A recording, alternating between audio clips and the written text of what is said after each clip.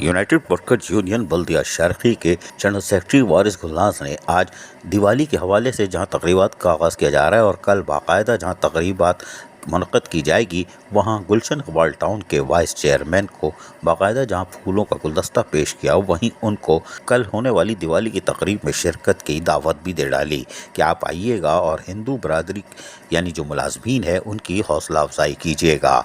जिस पर vice chairman ने उनको यकीन दहानी कराई कि हम हर हालत में अपने मुलाजमीन के साथ हैं, उनके जायज़ हुकूक मफादात का तहफ़्फ़ुज़ करने के साथ साथ उनकी खुशियों में भी शरीक होंगे। बादअज़ां उन्होंने जाके म्यूनसिपल कमिश्नर जावेदुल रहमान कलवड़ से भी मुलाकात की। राम राम नमस्ते, कोई बात नहीं। जावेद कलवड़ मुस्कुराए क्योंकि उनको भी किसी ने फूल दे दिया। अभी भी फूल ले रहे हो, शाबाश है, कोई बात नहीं।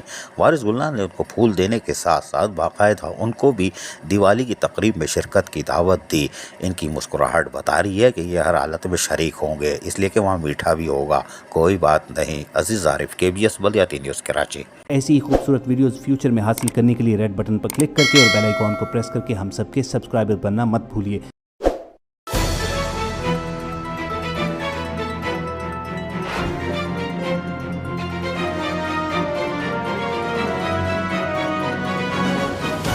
KBS बल्दियाती न्यूज़।